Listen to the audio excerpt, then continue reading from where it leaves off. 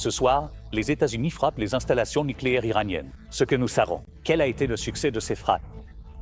Le message du président Trump il y a peu de temps. Ce soir, le Pentagone fournit de nouveaux détails sur la façon dont ils ont mené cette opération dans le plus grand secret. Nous avons de nouvelles images satellites ce soir, voici ce qu'elles révèlent. Et maintenant, les États-Unis sont en état d'alerte renforcé alors que l'Iran menace de riposter. Ce soir, découvrez l'opération Midnight Hammer, les premières images montrant la frappe de précision américaine visant 3 sites nucléaires iraniens, dont Fordow, enfouis profondément sous la montagne. Des explosions aperçues au loin. Les États-Unis ont lancé la plus grande frappe avec une douzaine de bombardiers B-2, lardant des bombes de 30 000 livres jamais utilisées auparavant. Les images satellites montrent que les 3 sites ont subi d'importants dégâts. Le secrétaire à la Défense, Pete Hegseth, devant les caméras aujourd'hui, a révélé comment ils ont mené à bien cette mission à haut risque. Des avions leur ont volé en direction de Cannes. Les véritables bombardiers ont pris la direction opposée sans être détectés. Et ce que nous apprenons maintenant sur le moment où le président Trump a donné l'ordre. Ce soir, les images qui laissent penser que l'Iran aurait déplacé une partie de son matériel nucléaire dans les jours précédant les attaques. Yann Panel est sur place avec de nouveaux reportages et des détails provenant de l'intérieur de l'opération. Ce soir, alors qu'il évalue les dégâts infligés à l'Iran lors de son allocution à la nation, le président a parlé hier soir de la frappe, affirmant que les principales installations d'enrichissement nucléaire de l'Iran ont été totalement anéanties. Ce soir, le vice-président J.D. Vance ne va pas aussi loin. Et ce soir, l'inquiétude pour les 40 000 soldats américains déployés dans la région face à ces menaces de représailles. Mary Bruce et Martha Raddatz, et ce que leurs sources leur confient ce soir. La menace ici, sur le sol américain, les forces de l'ordre en état d'alerte maximale à travers le pays et le nouvel avertissement du département de la sécurité intérieure. Pierre Thomas est en attente à ce sujet. Également, les autres actualités de ce dimanche soir, l'accident mortel de bateau qui a chaviré sous des rafales de vent. Au moins 6 personnes ont été tuées, 2 sont portées disparues. Les recherches urgentes se poursuivent à cette heure. Et les tempêtes meurtrières ainsi que la chaleur extrême qui menace la vie dans l'Est. 3 personnes, dont des sœurs jumelles, ont été tuées près de Syracuse, dans le comté d'Oneida, dans l'État de New York. De nombreux signalements d'arbres tombés sur des maisons. 150 millions d'Américains sont désormais en alerte pour une chaleur extrême, du Kansas jusqu'au nord-est. La température ressentie atteindra 43 degrés Celsius à Washington, D.C., 41 degrés Celsius à Philadelphie et à New York. World News Tonight commence maintenant. Depuis le siège mondial d'ABC News à New York, voici World News Tonight avec David Muir. Bonsoir. Nous sommes ici ce dimanche soir après les frappes majeures des États-Unis sur l'Iran, désormais directement impliqué dans ce conflit, et nous en apprenons beaucoup plus ce soir. Environ 24 heures après que des bombes et des missiles américains ont frappé les 3 principales installations nucléaires iraniennes, une flotte de bombardiers B-2, dont certains étaient des leurs, certains décollant des États-Unis vers Guam, d'autres partant dans l'autre direction vers l'Iran sans être détectés. Les bombardiers B-2 ont largué ces bombes de 30 000 livres pour la première fois dans le cadre de cette frappe massive contre l'Iran. Le président Trump s'est adressé à la nation dans la nuit, qualifiant l'opération de succès militaire spectaculaire. Ce soir, des critiques au Congrès mettent en garde contre ce qui pourrait arriver ensuite, alors que l'Iran affirme désormais qu'il va riposter. La première vidéo de ce soir provient de l'intérieur de l'Iran, une explosion puis une boule de feu près du site nucléaire d'Ispahan. Ce soir, des responsables militaires décrivent désormais cette mission à haut risque impliquant 125 appareils, dont un groupe de bombardiers B-2 décollant du Missouri vers l'ouest en tant que leur, puis un second groupe volant en secret en direction de l'Iran. Ces bombardiers B-2 ont largué 14 bombes pénétrantes de très grande puissance, capables de s'enfoncer profondément sous terre, sur les sites nucléaires de Fordow et Natanz en Iran. Il s'agit bien sûr d'une animation, et il reste encore ce soir incertain jusqu'où ces bombes ont pénétré sous la terre. En outre, des missiles Tomahawk tirés depuis un sous-marin américain ont frappé le 3e site, Ispahan. Ce soir, voici des images satellites de ce site il y a une semaine, et cette image satellite du site nucléaire d'Ispahan ce soir. On peut voir les preuves des dégâts. Et ce soir, de nouvelles questions se posent concernant Fordow. Des images satellites prises quelques jours avant les frappes montrent une file de camions sur une route de service à cet endroit. L'Iran déplaçait-il du matériel nucléaire dans les jours précédant l'attaque? Ce soir, le président Trump déclare que l'Iran doit désormais faire la paix, avertissant qu'il y aura d'autres cibles si ce n'est pas le cas. Nous commençons ce soir avec notre correspondant en chef à l'étranger, Yann Panel, en direct de Tel Aviv, avec de nouveaux reportages et des détails inédits sur ces 25 minutes au-dessus de l'Iran. Ce soir, la première vidéo émerge de l'attaque audacieuse des États-Unis contre 3 sites nucléaires iraniens. Une boule de feu illumine le ciel nocturne. Des explosions entendues au loin sur le site nucléaire d'Ispahan en Iran, faisant partie du barrage qui comprenait la plus grande frappe de l'histoire américaine menée par des bombardiers furtifs B-2. Le secrétaire à la Défense, Pete Hegseth, s'est exprimé aujourd'hui devant les caméras. C'est un plan qui a nécessité des mois et des semaines de positionnement et de préparation afin que nous soyons prêts lorsque le président des États-Unis donnerait l'ordre. Le président Trump a donné l'ordre final pour l'opération Midnight Hammer la nuit dernière, une mission hautement classifiée et top secrète que seuls quelques responsables américains connaissaient et qui était pleine de tromperies. Cela a exigé une grande précision. Cela a impliqué de la diversion et le plus haut niveau de sécurité opérationnelle. Environ une douzaine de bombardiers B-2 ont décollé du Missouri tôt samedi matin, avec un groupe lourd d'environ la moitié d'entre eux se dirigeant vers l'ouest en direction de Guam, avec des mouvements traçables.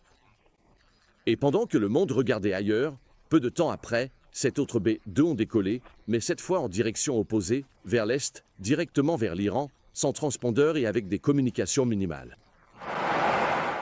Ces bombardiers ont effectué plusieurs ravitaillements en vol tout au long des 18 heures nécessaires pour atteindre l'Iran, le vol le plus long depuis juste après les attentats du 11 septembre. Et une fois au-dessus des terres, ils ont rejoint d'autres avions de soutien. Le Pentagone a déclaré que la mission de 25 minutes dans l'espace aérien iranien a commencé à 18h40, heure de l'Est. Une première vague de chasseurs américains a balayé devant les B-2 pour les protéger d'éventuels missiles ennemis et avions de guerre, tout cela faisant partie de la ruse. Ensuite, un B-2 en tête a largué les 2 premières bombes anti-bunker de 13 600 kg, appelées Massive Ordnance Penetrator ou MOP, sur le site nucléaire de Fordow en Iran, enfoui profondément sous une montagne.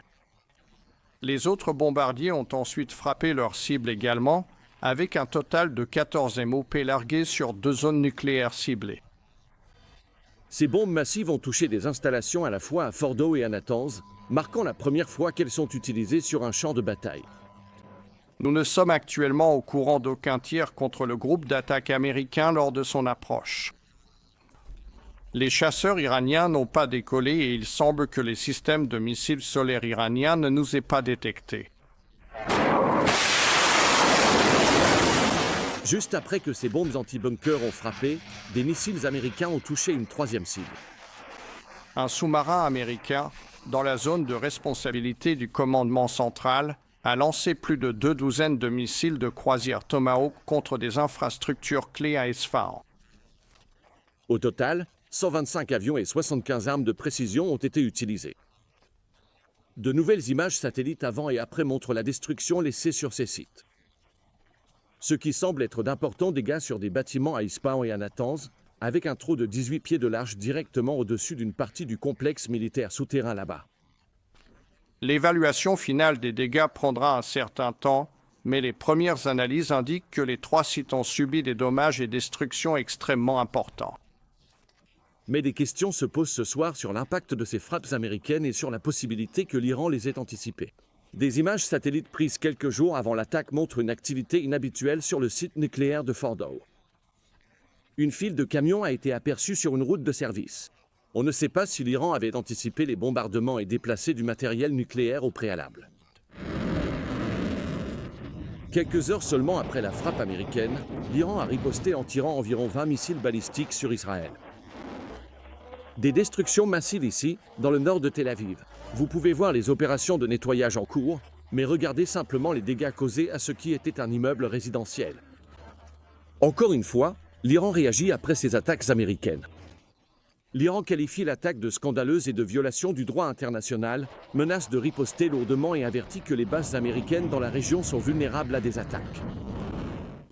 Le président Trump s'est adressé à la nation après l'attaque, déclarant que l'Iran doit désormais faire la paix, avertissant l'Iran et ses alliés contre toute représaille contre les États-Unis et affirmant que les États-Unis frapperont d'autres cibles avec précision, rapidité et habileté. Ce soir, je peux annoncer au monde que les frappes ont été un succès militaire spectaculaire. Et en fin de journée, ces bombardiers B-2 qui ont frappé l'Iran sont rentrés sains et saufs chez eux, dans le Missouri. Notre affilié, KMBC, était présent environ 36 heures après le début de leur mission. C'est un spectacle magnifique de voir ces bombardiers B-2 de retour sur le sol américain. Retournons tout de suite en direct à Yann Panel ce soir à Tel Aviv. Yann, toi et moi étions à l'antenne hier soir ici, juste après que ces attaques ont été révélées. Comme nous le savons, il y a des dizaines de milliers de soldats américains stationnés dans toute la région.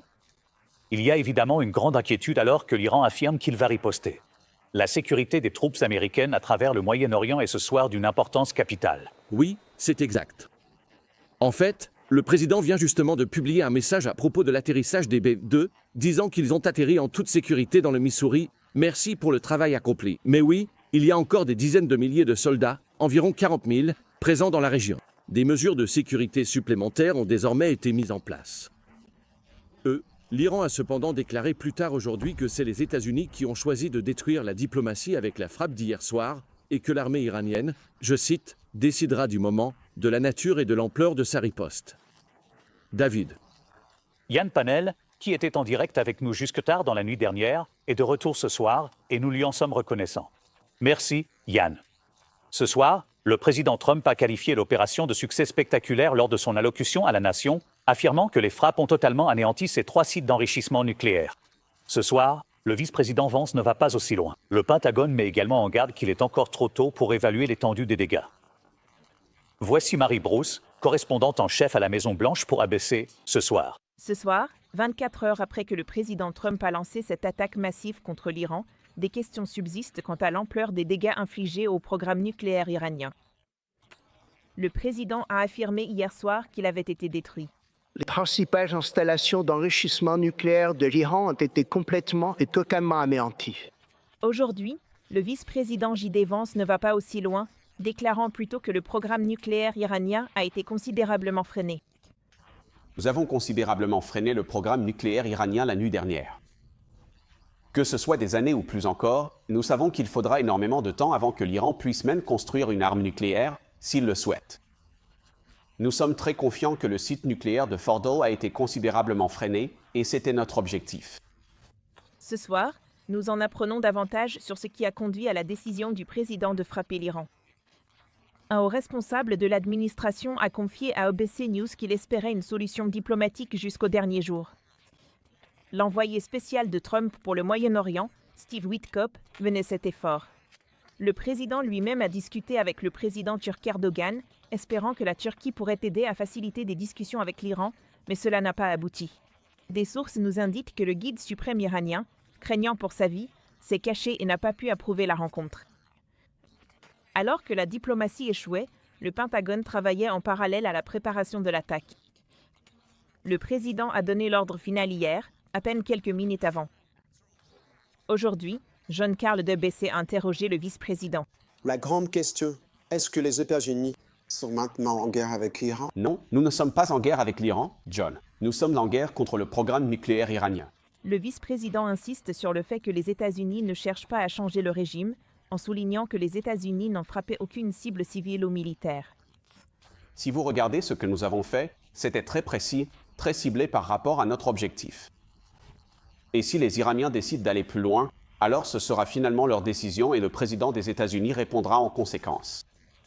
Reprenant l'avertissement du président d'hier soir, selon lequel les États-Unis ont d'autres cibles en vue si l'Iran choisit de riposter. Si la paix n'arrive pas rapidement, nous viserons ces autres cibles avec précision, rapidité et compétence. Alors retrouvons tout de suite Marie Bruce, en direct ce soir encore depuis la Maison-Blanche. Et Marie, le vice-président Vance, comme vous l'avez rapporté, a déclaré que les États-Unis ne cherchent pas non plus à changer le régime en Iran. Il l'a dit aujourd'hui. Mais nous savons aussi qu'il y a peu de temps, le président Trump a tenu un discours quelque peu différent concernant les dirigeants iraniens. Oui. David, le président vient tout juste de suggérer qu'il devrait peut-être y avoir un changement de direction, déclarant, je cite, « Si le régime iranien actuel est incapable de rendre sa grandeur à l'Iran, pourquoi n'y aurait-il pas un changement de régime ?» Cela alors que le président continue de pousser pour ces discussions et met en garde contre toute représaille. David. Marie Bruce est de retour avec nous ce soir. Merci, Marie. Ce soir, l'inquiétude grandit pour les troupes américaines à travers le Moyen-Orient, avec plus de 40 000 soldats déployés dans la région.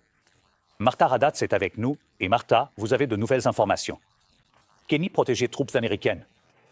Eh bien, David, Il ne fait aucun doute que ces 40 000 soldats pourraient être pris pour cible par l'Iran, les forces américaines étant réparties entre l'Irak, Bahreïn, le Qatar et la Syrie. L'armée américaine fait tout ce qu'elle peut pour protéger ses forces. Des batteries de missiles patriotes sont en place pour intercepter les roquettes ou missiles iraniens, ainsi que des systèmes appelés SERAM, de gros canons à grande vitesse guidés par radar capables de détecter et d'abattre les tirs de roquettes et de mortiers entrants. Des avions de chasse supplémentaires ont également été envoyés, des F-22, des F-35 et le groupe aéronaval du porte-avions USS Carl Vinson se trouve actuellement en Verdun-Abbey. Mais souvenez-vous, en 2020, après que les États-Unis ont tué le chef de la garde révolutionnaire iranienne, Qasem Soleimani, j'étais en Iran lorsqu'ils ont lancé une douzaine de missiles sur la base aérienne Bel-Assad en Irak, blessant une centaine de soldats américains avec des traumatismes crâniens légers. Donc, ce soir, le Pentagone reste sur le qui-vive et en état d'alerte maximale. David. En plus de toutes les familles ici, à la maison, inquiètes pour leurs proches, Martha Haddad est avec nous. Merci, Martha. Passons maintenant à ces bombes de 30 000 livres utilisées pour la première fois en conflit. Accueillons l'analyste militaire d'ABC, l'ancien colonel des Marines Steve Gagnard, qui est de retour avec nous. Et Steve, c'est la première fois que les États-Unis utilisent ces bombes anti-bunker en combat. Je suis curieux, que sait-on des dégâts jusqu'à présent? Je sais qu'il est encore tôt, mais que sait-on des dégâts qu'elles ont causés? L'ironie, David, c'est qu'on ne saura probablement jamais, car il faut se rappeler que ces salles qu'il visait, ces salles d'enrichissement, se trouvent à 60 à 90 mètres sous terre. Nous avons vu des images satellites qui montrent ce qui ressemble à des marques d'impact. On sait que le président en était satisfait. Donc, si les Iraniens ne ripostent pas contre les États-Unis ou leurs alliés, cela pourrait marquer la fin de l'application américaine. S'ils reviennent, comme l'a noté Martha, sur les troupes américaines dans la région ou sur les alliés dans la région Réa, cela pourrait être le début de quelque chose de plus long et de plus important pour les États-Unis. Le colonel Steve Gagnard est de retour parmi nous.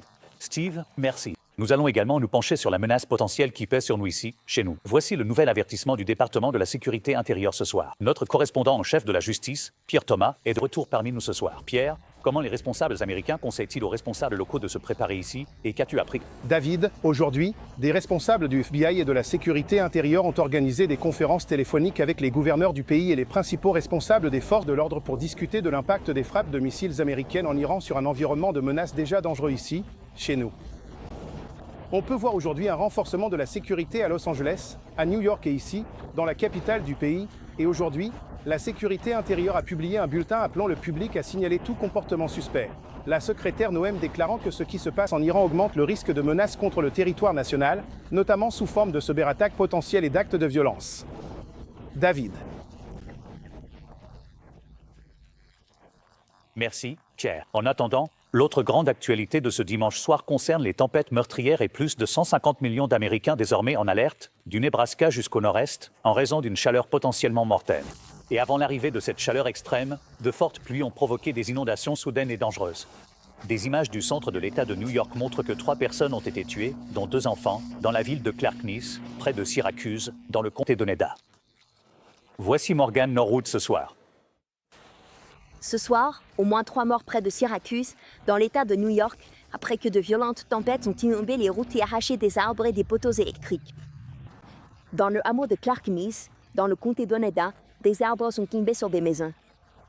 Les autorités ici affirment que 3 personnes ont été tuées, dont des jumelles de 6 ans. La gouverneure de New York a déclaré l'état d'urgence à cause des tempêtes et de la première grande vague de chaleur de l'été qui commence à étouffer le nord-est. Des températures records et dangereuses pour la vie sont attendues de New York à Philadelphie jusqu'à Boston. Et après que ces tornades meurtrières ont traversé certaines régions du Dakota du Nord, tuant au moins 3 personnes, certaines de ces mêmes zones sont maintenant sous une nouvelle alerte à la tornade. La menace de nouvelles tempêtes alimentées par la chaleur grandit ce soir. Et David, la chaleur tue des milliers de personnes chaque année, plus que tout autre type de phénomène météorologique extrême. Et ici à New York, les alertes sur la qualité de l'air sont en vigueur pour demain, les autorités avertissant les gens, en particulier les groupes sensibles, de prendre cette chaleur au sérieux. David. Aucun doute là-dessus, Morgan. Merci. Allons droit au but avec la météorologue Brittany Bell de notre station new-yorkaise WAPC. Brittany? David, cette première grande vague de chaleur de la saison pourrait mettre la vie en danger. Alors passons directement aux alertes qui s'étendent de la Louisiane jusqu'au Maine, y compris un avertissement de chaleur excessive qui concerne des grandes villes comme Washington, D.C. et Boston. Les températures maximales à D.C. pourraient atteindre ou dépasser les 38 degrés Celsius lundi et mardi, et des endroits comme New York et d'autres localités pourraient même battre des records de chaleur. L'humidité pourrait même donner une sensation de 43 degrés Celsius.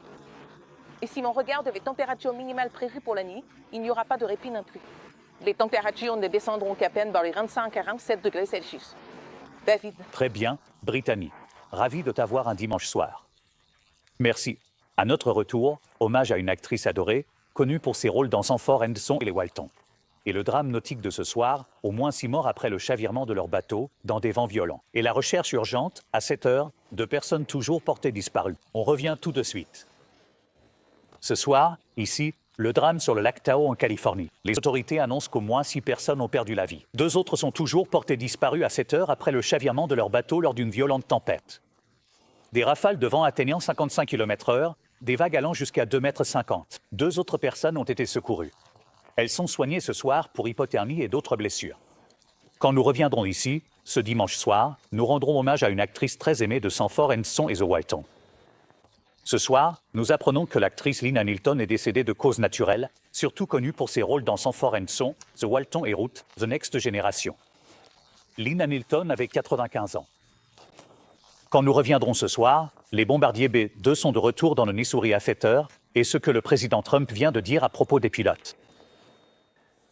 Avant de conclure ce soir, le président Trump a salué les pilotes de B-2 qui viennent tout juste de rentrer de leur mission au-dessus de l'Iran. En fin de journée, le président a publié « Les formidables pilotes de B-2 viennent d'atterrir en toute sécurité dans le Missouri. Merci pour ce travail remarquable. » Le président Trump avertit maintenant que l'Iran doit désormais faire la paix. Bien sûr, le monde entier attend la réponse de l'Iran. L'Iran affirme qu'il répondra. Merci de nous avoir regardés. Le 7e match des finales NBA commence dans quelques instants. Je vous retrouve demain soir. Bonne nuit. Merci d'avoir fait de World News Tonight avec David Muir, le journal télévisé le plus regardé d'Amérique.